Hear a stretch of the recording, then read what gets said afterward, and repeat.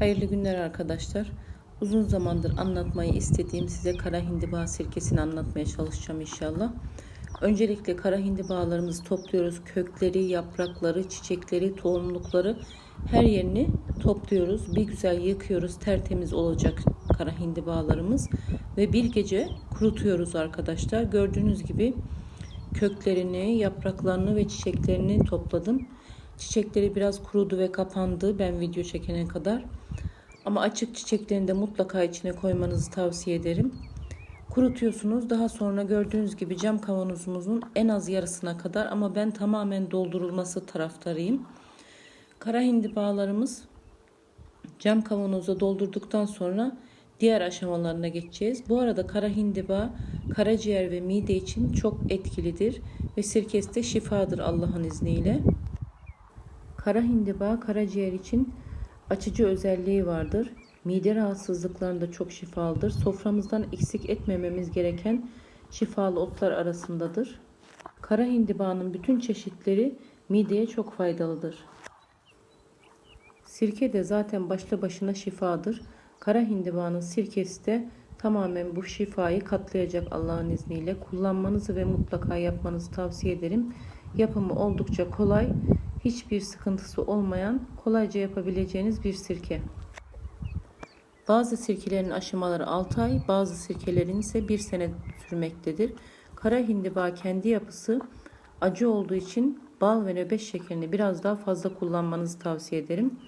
Nöbet şekeri kullanırsanız toz şeker yerine daha faydalı bir şeker kullanmış olursunuz. Nöbet şekeri ve bal kullanacağım ben bu sirkede.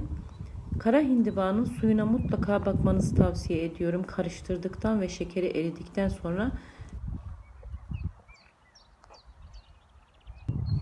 kara hindiba kendi acı bir bitki olduğu için sirkemizin de dönmesinde gerekli olan şeker olmadığı için bu bitkide biz bu yüzden tadını mutlaka iyi oranda koymamız lazım.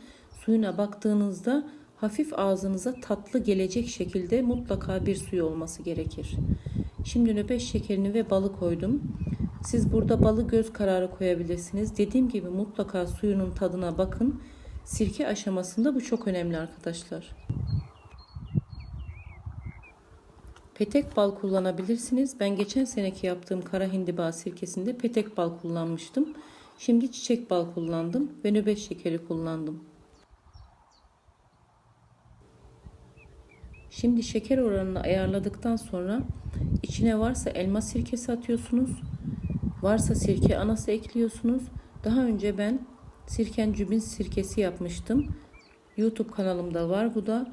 Onda oluşan mayayı sirke anasının içine atacağım arkadaşlar. Sirkencübinden artan sirkencübin şerbetini de içine ekleyeceğim. Bu tarifi de mutlaka yapmanızı istiyorum. Denemenizi istiyorum. Çok şifalı bir tarif. YouTube kanalımda önceki videolar da var. Kavanoz boyutuna göre 2 ya da 3 su bardağı kadar sirke ekleyebilirsiniz. Sirke anası ekliyorsunuz ve daha sonra kavanozun üstünde biraz boşluk kalacak derecede su ekliyoruz arkadaşlar. Vücudumuzun toksinlerden arınması için kara hindibayı mutlaka tüketmemiz lazım.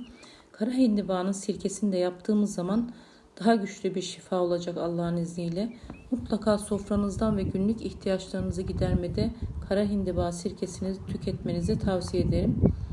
Şimdi suyumuzu kavanozumuzun üstünde bir karış kadar boşluk kalacak kadar dolduruyoruz arkadaşlar. Peygamber Efendimizin de kara hindiba hakkında bir hadisi şerifi bulunmaktadır. Hindibayı yiyiniz, üzerindeki damlaları silkelemeyin, hiçbir gün yoktur ki üzerine cennetten bir katre damlamasın. Hindiba o kadar şifalı bir bitki ki İbn Sina da mutlaka hindiba tüketilmesi gerektiğinden bahsetmiştir. Şimdi suyumuzu doldurduktan sonra şeker karışana kadar, eriyene kadar karıştırıyoruz. Ağzını temiz bir tülbentle kapatıp 15 gün boyunca her gün bir kere, en az bir kere karıştıracağız arkadaşlar. Sirkemizin oluşum aşamasında üstünde köpürmesi ve köpükçükler oluşması gerekmektedir. 15 gün boyunca sirkemizi karıştırdıktan sonra ağzına yine tülbent bağlı olarak dinlenmeye alıyoruz ve bitkiler dibe çökmüş olması lazım arkadaşlar bu aşamada. Eğer ilk 2-3 günde köpürme olmazsa tadına mutlaka bakın. Tekrar tat ekleyin. Bu şeker, bal ya da nöbet şekeri olabilir ama en faydalısı nöbet şekeri ve baldır arkadaşlar. 15 gün sonra bitkiler dibe çöktükten sonra bağladığımız tülbenti yine hiç ellemeden karanlık bir yere alıp üzerinde ana oluşmasını bekleyeceğiz. Daha sonra ana oluştuktan sonra ananın kendiliğinden dibe çökmesini bekleyeceğiz arkadaşlar. Bu işlem yaklaşık 4 ay ile 6 ay arası sürebilir. Bir sirke yapımı kolay görünse de ilk başta bekleme süresi çoktur ve şifası mutlaka çok fazladır. Bu yüzden sirke yapımı ve sonucu sabır işidir arkadaşlar. Ama mutlaka denemenizi ve bu sabrı deneyimlemenizi isterim. Çok şifalı bir sirke. Şimdi Nisan ayındayız ve her yer kara hindiba dolu. Kara hindibalar bu kadar çokken mutlaka bu sirkeyi yapın. Şifa olsun arkadaşlar. Kara hindiba faydaları daha önceki videolarımda var. YouTube kanalıma abone olmayı unutmayın. Instagram sayfamız Toprağın Huzuru. Allah'a emanet olun. Şifa olsun.